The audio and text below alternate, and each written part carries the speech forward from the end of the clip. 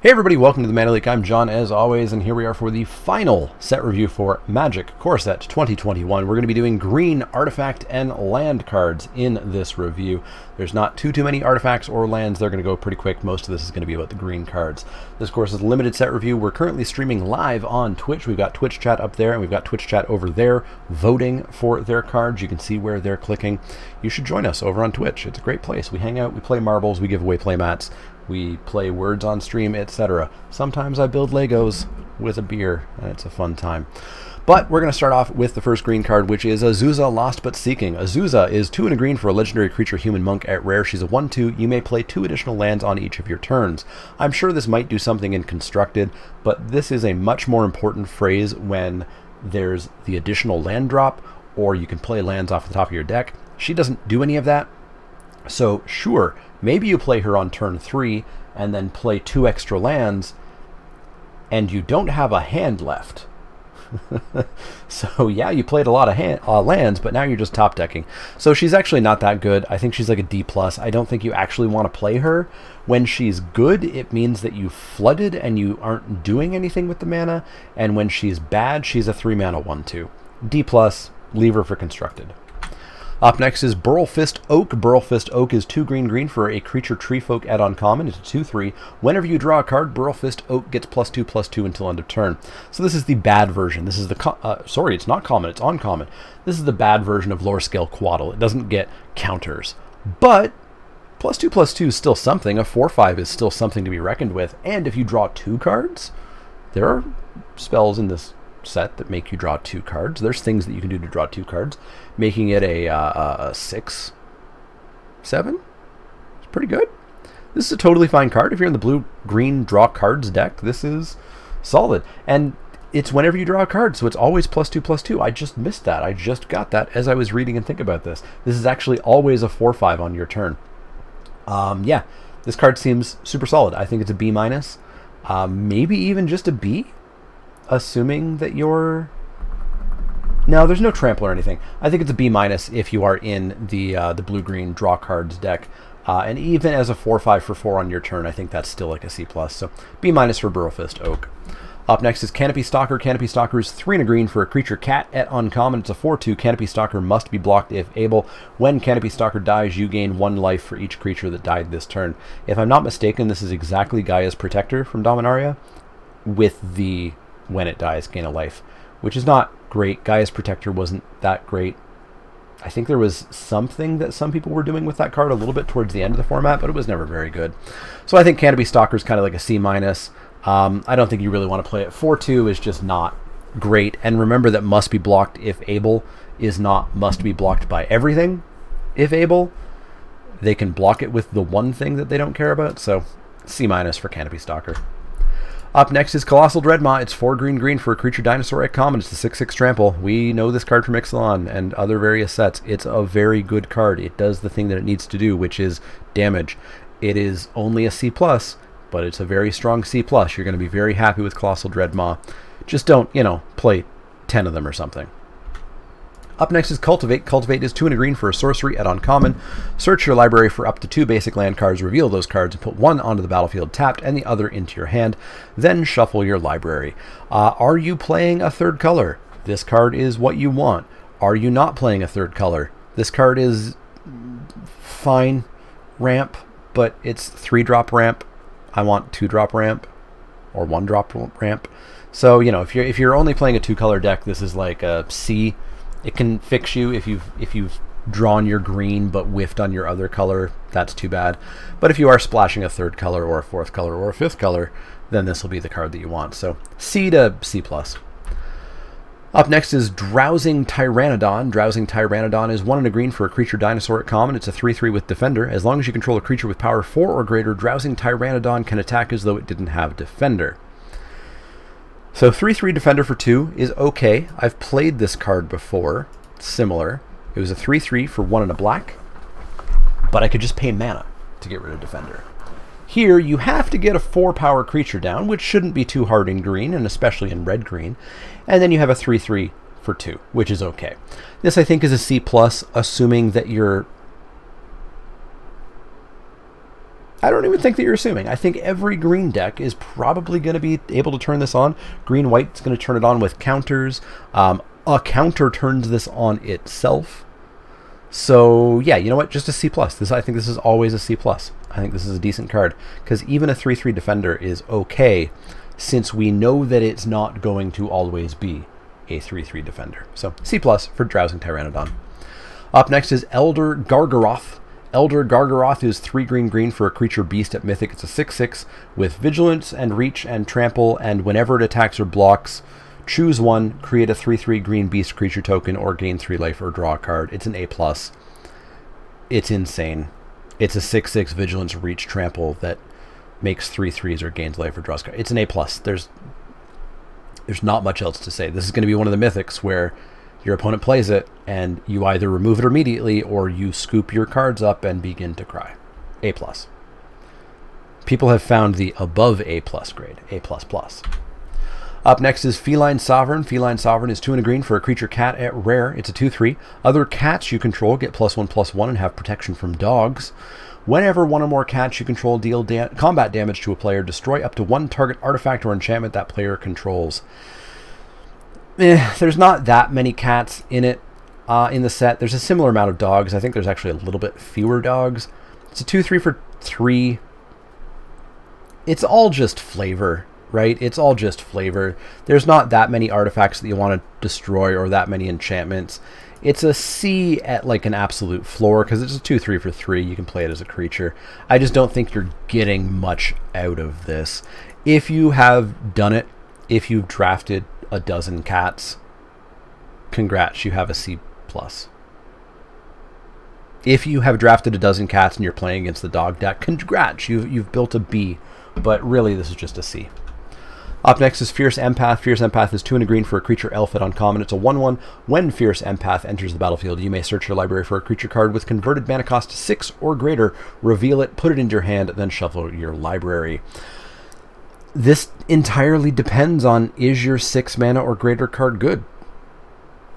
Right? Is it Bone Club Brute?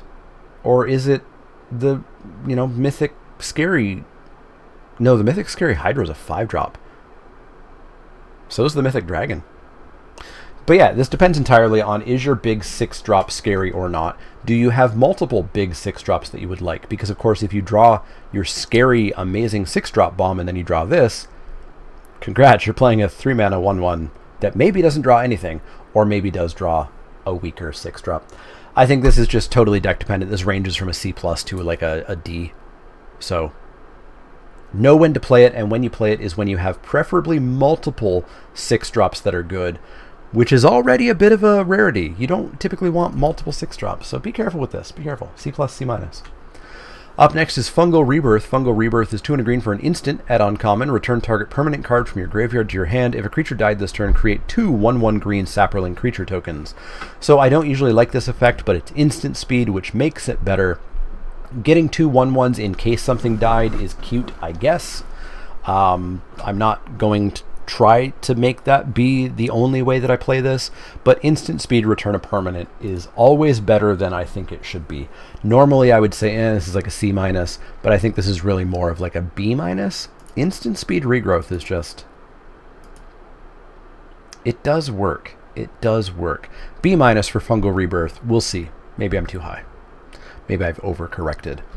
Up next is Garrix Unleashed. Garrix Unleashed is 2 green for legendary planeswalker Garrix at Mythic. It's a 4 loyalty planeswalker, passes the loyalty planeswalker test. +1, up to 1 target creature gets +3/+3 and gains trample until end of turn. -2, create a 3/3 green beast creature token. Then, if an opponent controls more creatures than you, put a loyalty counter on Garrix Unleashed, so it costs 1 loyalty. -7, you get an emblem with... At the beginning of your end step, you may search your library for a creature card, put it onto the battlefield, and then shuffle your library. Garrix insane. Garrix really, really, really good. +3/+3 and trample to a creature is awesome. If you don't have a creature, congrats. Now you have a creature, and it probably only cost you 1 loyalty because you're making a 3/3. And then if you do hit the ultimate, which doesn't take long, if we're +1 Garrix, he's 5 on the first turn. 6, 7, ultimate. You can't lose if you have that emblem. It's at the beginning of your end step as well. Garrick's great. I think he's an A+. I think he's an A+. I think he's super good planeswalker, especially for 4 mana. I don't know what he'll do in Constructed, but Limited, he seems like the bombiest bomb planeswalker I've seen. A+ for Garrick. Up next is Garrick's Gore Horn. Garrick's Gore Horn is 4 and a green for a creature beast at common. It's a 7/3 with vanilla text. It's Yargle, but worse. I don't like it. I don't like it. 3 is just too much. We saw so much red burn yesterday, or in the previous video. I'm not releasing these videos by day. Yeah, it dies to everything, and it's 5 mana. It's not worth it. It's not worth it. I've got it as a D. Like, technically it's a C- because you can play it. It's a creature, but you shouldn't. So I'm going to make a stand and say D. Up next is Garrick's Harbinger. Garrick's Harbinger is 1 green for a creature beast at rare. It's a 4/3 with hexproof from black. Whenever Garrick's Harbinger deals combat damage to a player or planeswalker, look at that many cards from the top of your library. You may reveal a creature card or Garrick planeswalker card, probably not, from among them and put it into your hand. Then put the rest on the bottom of your library in a random order. 4/3 for 3, cool.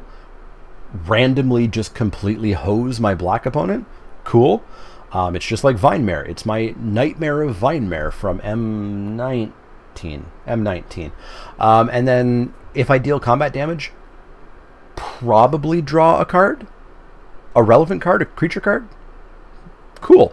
Only problem here is that it does die to red removal pretty well. It dies to being blocked pretty well.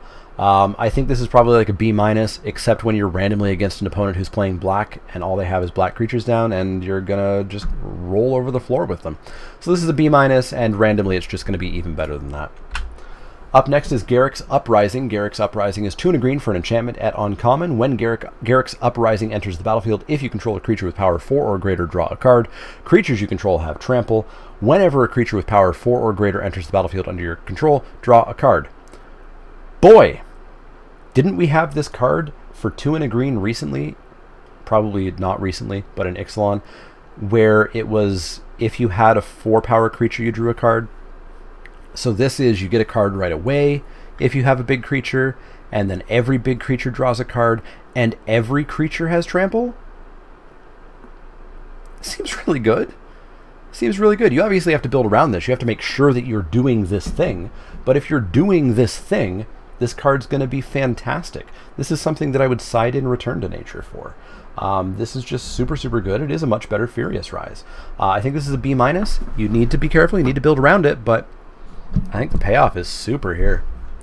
Up next is Gnarled Sage. Gnarled Sage is 3 green for a creature treefolk druid at common. It's a 4/4 with reach. As long as you've drawn 2 or more cards this turn, Gnarled Sage gets +0/+2 and has vigilance. So if it's on your turn, you just need to draw 1 more card. And it becomes a 4/6 with vigilance and reach, which is okay. This is everything about this card is okay. 4/4 reach for 5. Okay. It's a big spider. 4/4 or 4/6 reach vigilance if I drew a second card. Okay, I probably get to attack. All of this is okay. None of it is amazing. I think it's just a C+. Up next is Heroic Intervention. Heroic Intervention is 1 and a green for an instant at rare. Permanents you control gain hexproof and indestructible until end of turn. I was never a fan of Heroic Intervention the first time it came around. It's not Fog because it's one-sided and it's pretty cheap. But I played the format this was in, and it never did things. You know, like maybe I got once or twice. Not even twice. I don't even think I got caught once, to be honest. I just don't think this does enough. It requires this specific situation where your opponent is confidently attacking you to pull it off, or you're confidently attacking an opponent that you shouldn't be. I don't know. I don't like the card. C-. I don't like it. I know some people will. Some people will like the hexproof nature of it, which is interesting because we're going to talk about a card very shortly that I like for almost the same reasons. But C- for Heroic Intervention. Up next is Hunter's Edge. Hunter's Edge is 3 and a green for a sorcery at common. Put a +1/+1 counter on target creature you control. Then that creature deals damage equal to its power to creature you don't control. Why doesn't that say fight? Oh, because it doesn't fight. Because it doesn't fight. It's missing the other half of fight. This is even better than I thought the first time that I looked at it. It's a bite. It's a sorcery speed bite, but it's a bite with a +1/+1 counter. Card's fantastic. Card's even better than I thought it was. When I first read this, I thought it was a fight, but it's not a fight. It's fantastic. It's super good. We want bite, not fight, and we want a power up. It's a permanent power up with a counter. This is a strong B. Not going to go any higher than a B because you do have to have a creature, which is why fight spells are always just a little bit below all the other removal. But I think it's very good. Strong B for Hunter's Edge. Up next is Invigorating Surge. Invigorating Surge is 2 and a green for an instant at uncommon. Put a +1/+1 counter on target creature you control, then double the number of +1/+1 counters on that creature. This card's fine. This card's fine. D is not correct for this card. So it's 3 mana to put 2 +1/+1 counters on a fresh, brand new, non-countered creature. And that's fine at instant speed. If it was sorcery, absolutely not. At instant speed, that is totally A-okay. If you get extra stuff out of it, awesome. I don't think that you should ever expect to do that. Even in the green-white counters deck, I don't think you should expect to be putting your 5th counter on something and making a +10/+10 something. But even the basement of 2 +1/+1 counters for 3 mana at instant speed is totally fine. C+, I think it's a good combat trick that sometimes will be ludicrous. Up next is Jorel, Moinvuli Recluse. Jorel is 1 and a green for a legendary creature, human druid at rare. She's a 1/2. Whenever you draw your second card each turn, create a 2/2 green cat creature token. Cool. 4 green until end of turn. Creatures you control have base power and toughness XX, where X is the number of cards in your hand. 1/2 for 2. Okay, sure. If I'm in the blue-green draw deck, getting a cat every turn, or every turn-ish, cool. The fact that I could potentially get a cat on my turn, get a cat on your turn, if I'm drawing a lot of cards somehow, is cool. And then 4 green to give my creatures base power and toughness XX is not something that is not as good as you want to think it is. That's not +X+X, that is base power and toughness XX.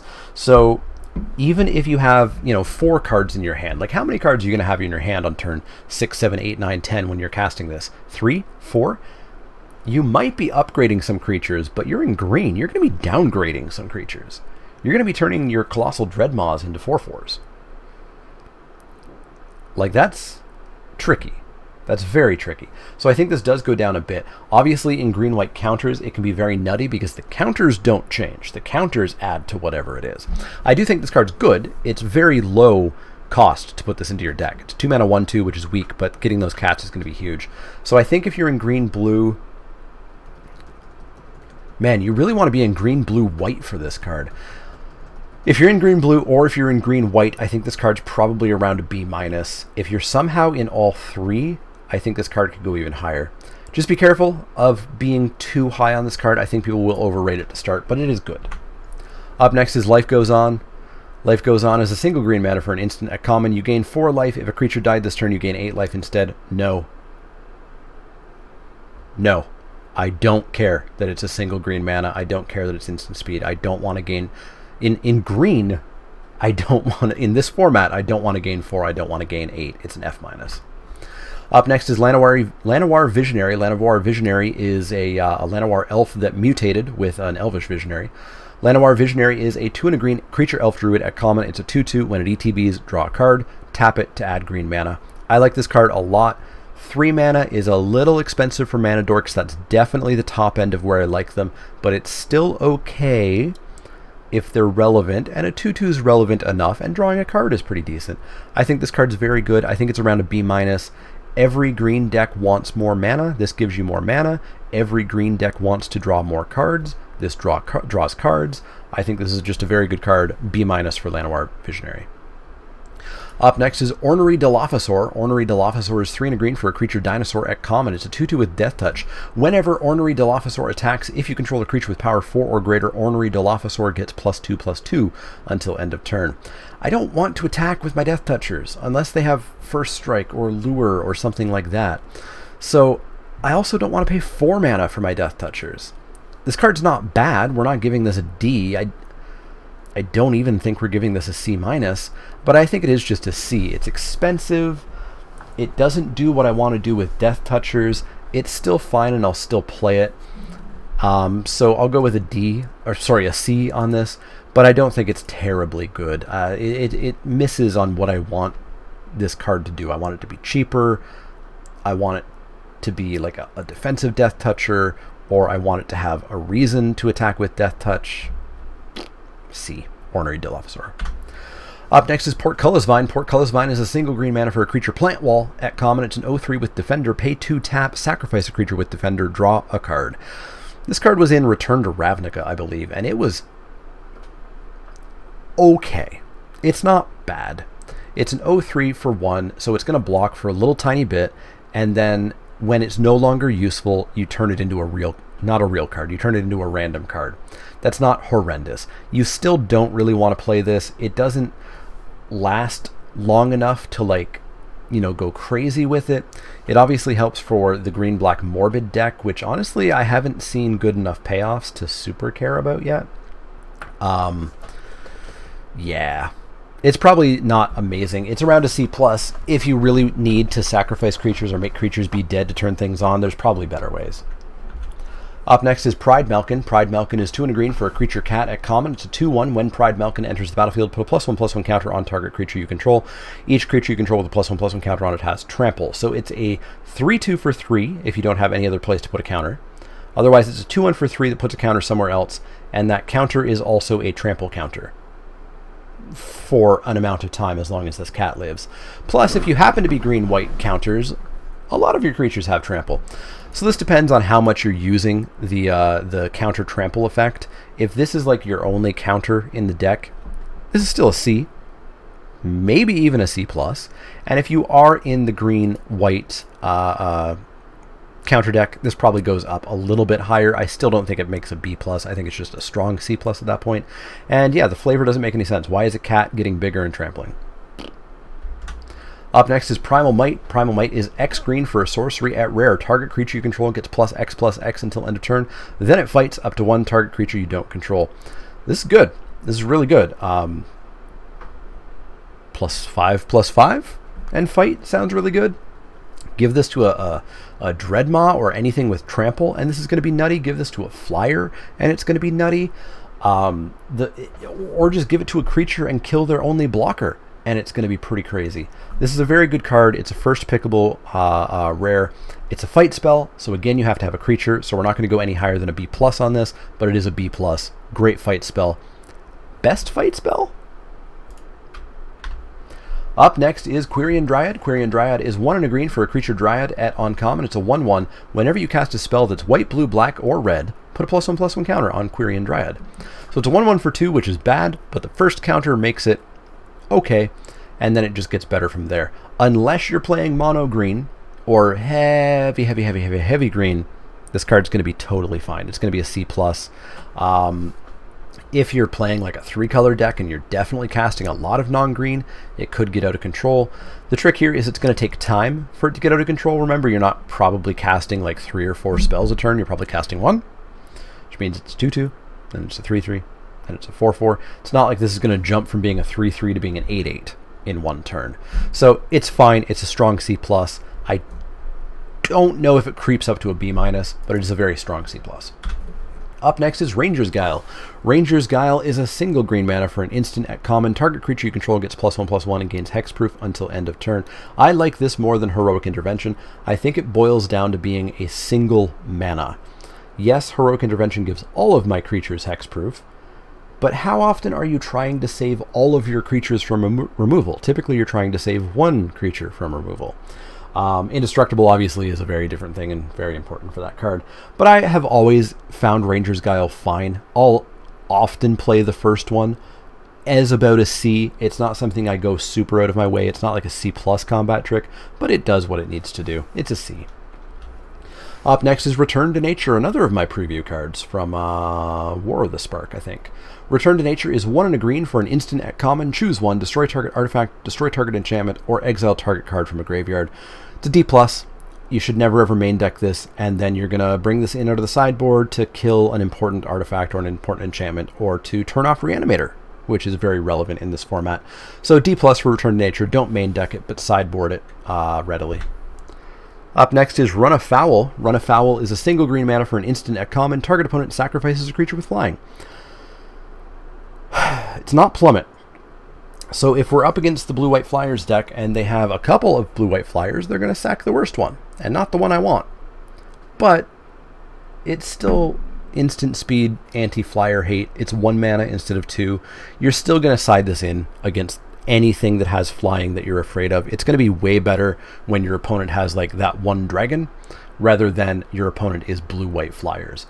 So again, a D. Never main deck this, but side it in. Up next is Sabertooth Mauler. Sabertooth Mauler is 3 and a green for a creature cat. At common, it's a 3/3. At the beginning of your end step, if a creature died this turn, put a +1/+1 counter on Sabertooth Mauler and untap it. So it's a 3/3 for 4. That's bad. First time something dies on your turn. Not on your opponent's turn. This only happens on your turn. It becomes a 4/4 and it untaps. It has kind of vigilance. That's not bad. That's not bad. If we're sacrificing things, if we're doing a village rites, if we sacrificed our portcullis vine, etc., we get a 4/4. I just don't know how often you are really doing this. Yeah, I don't know how often you're really getting off with this. So 3/3 for 4, I think it's like a C. If you are definitely killing things on your turn, which is not what you really want to be doing, then maybe it's a C+, but I think it's just a C. Up next is our final shrine, Sanctum of Fruitful Harvest. Sanctum of Fruitful Harvest is 2 and a green for a legendary enchantment shrine at uncommon. At the beginning of your pre-combat main phase, add X mana of any one color, where X is the number of shrines you control. If this is giving me 1 mana, I don't care. If this is giving me 2 mana, I still don't think I care. I think this is an F. I don't want to play this. I would play this probably only if I was also playing the blue one and I really wanted the blue one to draw me 2 cards. Or maybe the red. No, the red one hit creatures. D- we'll say. You're playing this one because you have another one, I think. Scavenging Ooze is up next. Scavenging Ooze is 1 and a green for a creature ooze at rare. It's a 2/2. Pay green, exile target card from a graveyard. If it was a creature card, put a +1/+1 counter on Scavenging Ooze and gain 1 life. Scavenging Ooze is great. It's a 2/2 for 2 with a giant upside. The card's just great. You get counters on it, you make it bigger, you turn off Reanimator. This card is super good. It's not a bomb just because it takes some time to get going, but it's a B+. It's a great card. Up next is Citizen Training. Citizen Training is 1 and a green for an enchantment aura at common. Enchant creature you control. When Citizen Training enters the battlefield, draw a card. Enchanted creature gets +1/+0 and has trample. This card was shockingly okay in Theros. Obviously Theros had Enchantment Matters, but I don't think it was fully Enchantment Matters that made Citizen Training good. I think +1/+0 trample and draw a card is just like enough things on a 2 mana aura to make it a thing you can play. Still not great. We're not going above a C, but I think you can play this if you have a spot. Also, if you're playing big stompy creatures that don't have trample, knock it up to like a C, a C+-. C, Citizen Training. Up next is Skyway Sniper. Skyway Sniper is a single green mana for a creature elf archer at uncommon. It's a 1/2 with reach, pay 2 and a green. Skyway Sniper deals damage to target creature with flying. I never want to main deck this, and out of the sideboard I get a 1/2 that I have to pay a ludicrous amount of mana to like snipe off flyers. But if I have it, if I have 6 mana, their X2 flyers are not sticking. So I mean, I think you probably still not main deck it. I think you still probably side it in, assuming you know that you can get up to that mana and assuming that your opponent's flyers aren't like 3/3s and 4/4s. But I think this is just a D. Never main deck this. Up next is Snare Spinner, significantly better card. 1 and a green for a creature spider at common. It's a 1/3 with reach. Whenever Snare Spinner blocks a creature with flying, Snare Spinner gets +2/+0 until end of turn. This kills X3s way better than the Archer does. Again, still sideboard preferable here. You don't really want to main deck this. It's a 1/3 reach that may not have anything for it to pump up with. So I think it is just a D+, but it is a D+ against flyers. Side it in. It's a C minus, actually. It's a C minus because you can play this. It's not the worst thing in the world if you main deck this, but it does mean that you probably didn't quite have enough playable creatures. Up next is Spore Web Weaver. Spore Web Weaver is 2 and a green for a creature spider at rare. It's a 1/4 with reach, hexproof from blue, and whenever Spore Web Weaver is dealt damage, you gain 1 life and create a 1/1 green sapperling creature token. It's a 1/4 reach for 3. You can main deck this because it's also going to block ground creatures pretty well. The trick here, of course, is that your opponent's probably not going to attack into it because they're not going to want to give you a bunch of sapperlings and gain 1 life. But making your opponent not attack you is pretty decent. I think it's a C+. It's just not good enough to go into the B range. This is not winning us a game. This is just making us not lose a game. But yeah, C+ for Spore Web Weaver.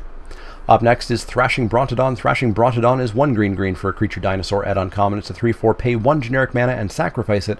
Destroy target artifact or enchantment. It's naturalized that you can very happily main deck. 3/4 for 3, cool. This is a B-. It's just great stats. Its butt blasts the vanilla test, and sometimes it's just even better. B- for Thrashing Brontodon. Good card. Titanic Growth is up next. Titanic Growth is 1 and a green for an instant at common. Target creature gets +4/+4 until end of turn. Do you have a spot for a combat trick? Cool. Put it in. If you don't feel too bad about not playing this. It's a C. That's about it. Up next is Track Down. Track Down is 1 and a green for a sorcery at common. Scry 3, then reveal the top card of your library. If it's a creature card or a land card, draw a card. No? Yes? It's like Adventurous Impulse, but it costs me 2 mana. I'm only scrying 3, but I am scrying. I get to choose the creature or land that I want. Yeah, this is like Adventurous Impulse, which is not amazing. Adventurous Impulse is like a CC-. I think this is probably around a CC- as well. The fact that I could bottom the cards in Blind Look or bottom the cards that I don't want and just top the card that I do want. It does draw the card specifically, which means it actually does work for blue-green. This might be a C. This might be a C, depending on the deck, but it's a CC-. It's around there. Up next is Truffle Snout. Good little pig here. Truffle Snout is 2 and a green for a creature boar at common. It's a 2/2. When Truffle Snout enters the battlefield, choose 1, put a +1/+1 counter on Truffle Snout, or you gain 4 life. 3/3 for 3, cool. 2/2 for 3 that gains me 4 life. Fine, I guess. But I really want to make this a 3/3 for 3 most of the time. It's just a C. It's very filler.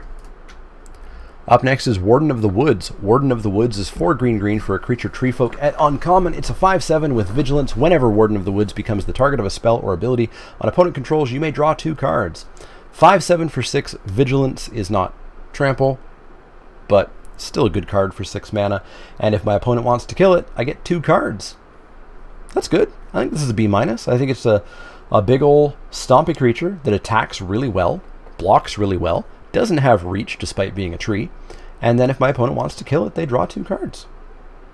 Even worse, if my opponent tries to kill it, I draw 2 cards, and then I Ranger's Guile it and counter it. I think the card's good, B-. I'd be pretty happy to play a Warden of the Woods. 2, well, you gotta be careful with your 6 drops. Up next is Wildwood Scourge. Wildwood Scourge is X green for a creature Hydra at uncommon. It's a 0/0. Wildwood Scourge enters the battlefield with X +1/+1 counters, so it's an Ivy elemental. Whenever 1 or more +1/+1 counters are put on another non-Hydra creature you control, put a +1/+1 counter on Wildwood Scourge. So unfortunately, this does not grow quite the way that Hydras usually do. This grows very slowly, unless you cast that put a +1/+1 counter. No, if you did +1/+1 counter on everything, it's still just 1 or more. Yeah, this does not grow as much as I want a Hydra to do, but that's probably why it's uncommon and not rare. So this is fine. It's like a... Ivy Elemental was never a B-. It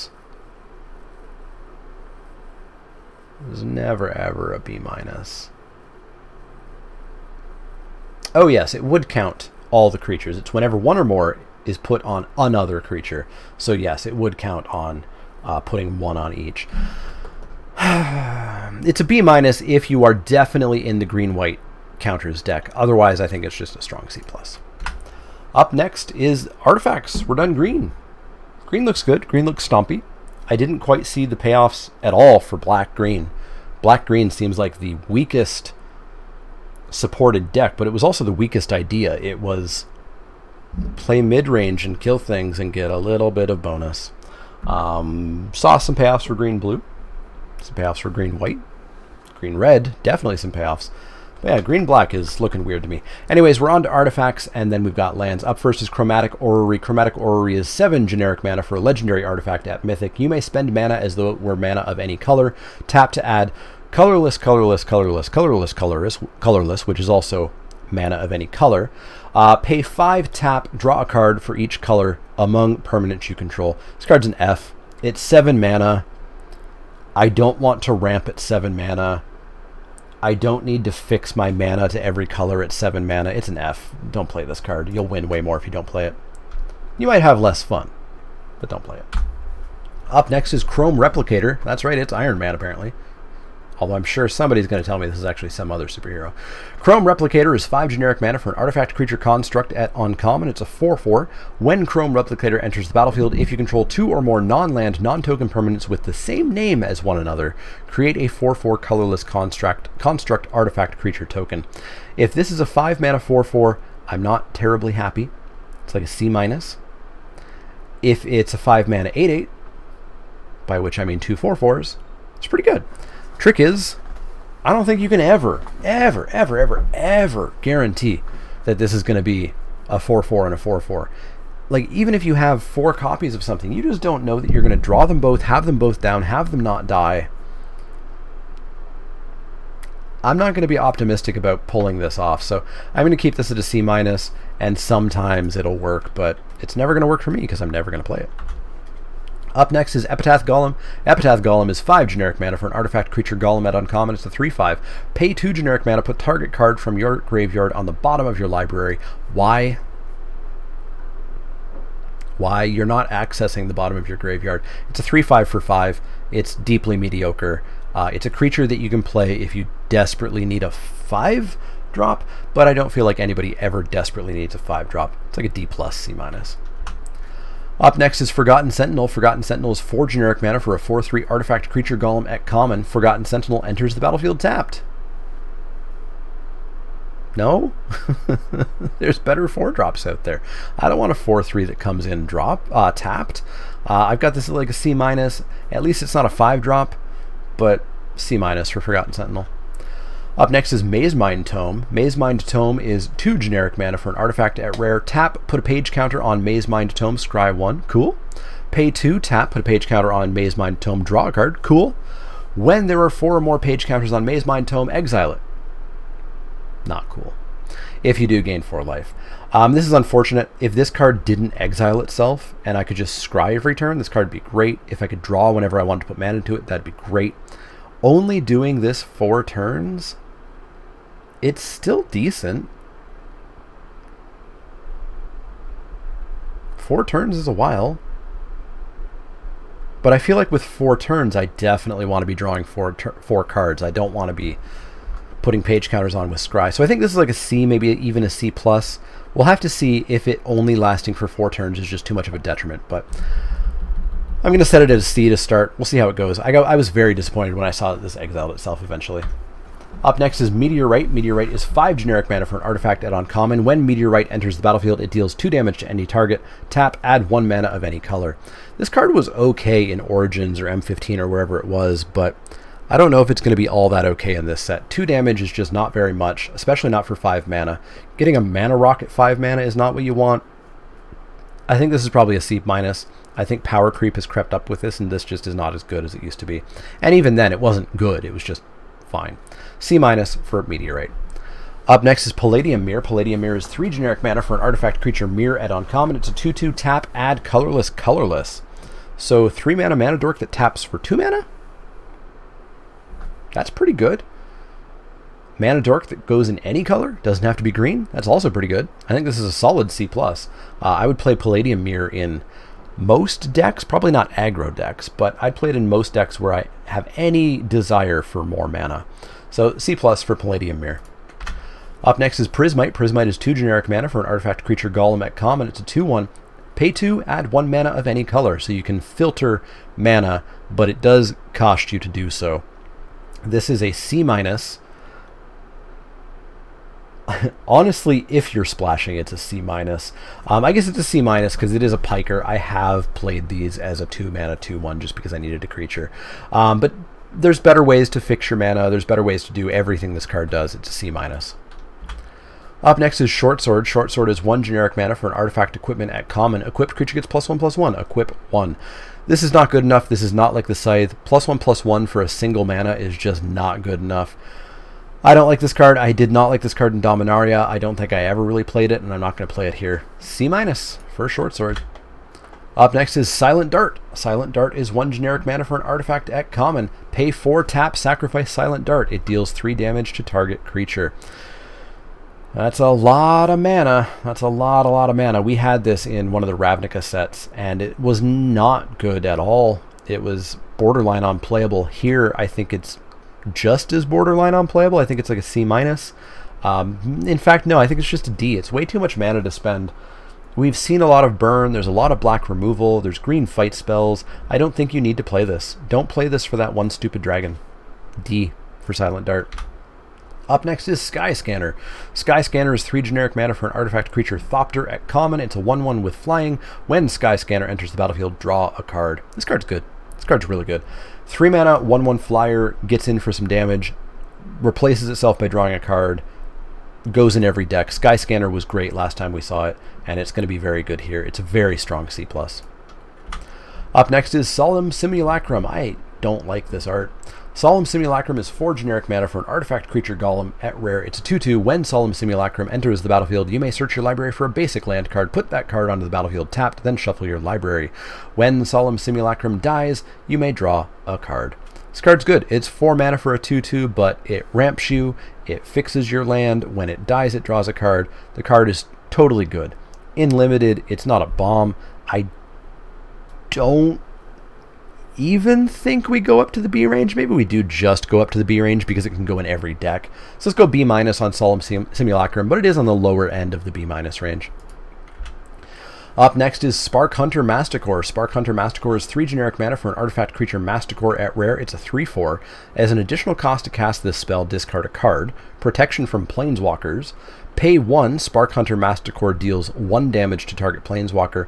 Pay 3, Spark Hunter Masticore gains Indestructible until end of turn. 3/4 for 3 that we have to discard a card to play. In any color. It's okay. It's like a C. Protection from Planeswalkers, I don't care. Spark Hunter Masticore deals 1 damage to a Planeswalker, I don't care. We're just not playing Planeswalkers that often enough. 3 mana to give it Indestructible, well, that's pretty cool. That's a decent effect. I think this card's totally fine. I think people are going to get way too hyped up on this, thinking, haha, the Planeswalkers won't get me. Forgetting that they just don't see Planeswalkers on the opponent's side of the board all that often. So I think this is a strong C+. I don't think I'm going to go up to a B- with this. The Planeswalker stuff is for constructed, it's not for limited. Yes, it'll be nice when it comes up, but we're talking about your opponent having 1 of 6 specific mythics and you having this specific rare and drawing them and playing them all in the right order, and it's just not going to happen. Strong C+ for Spark Hunter Masticore. Could do great things in Standard. Don't expect it to be some sort of bomb in Limited. Up next is Tormod's Crypt. Tormod's Crypt is 0 mana for an artifact at uncommon. Tap, sacrifice Tormod's Crypt, exile all cards from target player's graveyard. Is your opponent playing Reanimator? Side this in. Are they not? Don't play this. This is a D+. It's definitely not an F. It is a D+, because your opponent has to target the creature they're reanimating. You can, in response, Tormod's Crypt this. You have all the power when you have this on the battlefield when you're playing against removal. So it's a D+ against, Reanimator. It's a D+ when you're playing Reanimator. If you're not playing against Reanimator, this should not be in your main deck. Leave it in the board. Alright, that brings us to lands, which means we're almost done. Animal Sanctuary is up next. Animal Sanctuary is a land at rare. Tap to add a colorless mana. Pay 2, tap to put a +1/+1 counter on target bird, cat, dog, goat, ox, or snake.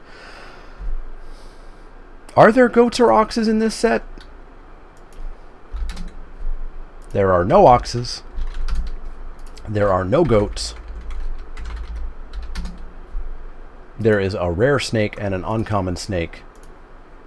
And as we talked about, there's a smattering of dogs and cats. And a few birds. This is a D.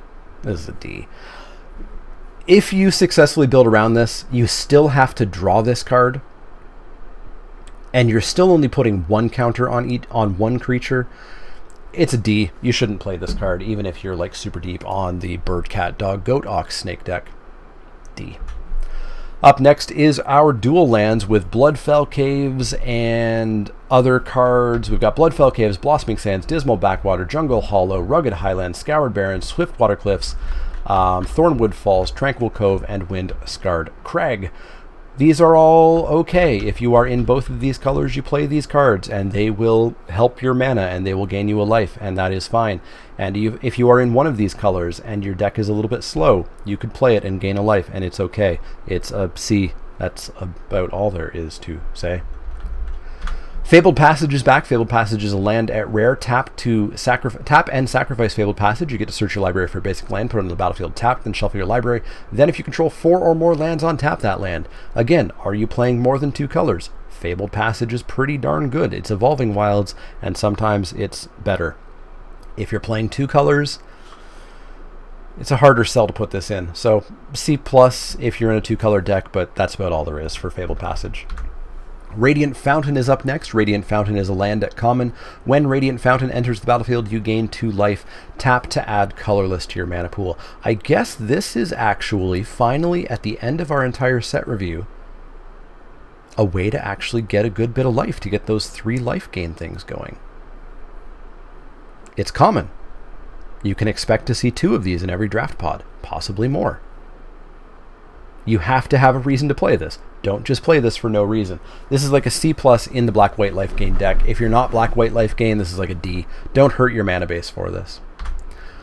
Up next, and finally, we have Temple of Epiphany, Temple of Milady, Temple of Mystery, Temple of Silence, and Temple of Triumph. All of these are rare lands that when they enter the battlefield, you scry 1, they enter tapped, and they give you a one of 2 colors. So these are the temples that we've seen in the previous sets. They're fine. Again, just like the dual lands, if you're playing both of these colors, they're very solid. You're not going to first pick them. They're like a C+. If you're in one of these colors, you can still play it. It's like a C+. That's about all there is. So that's going to wrap it up for the green artifact and land set review.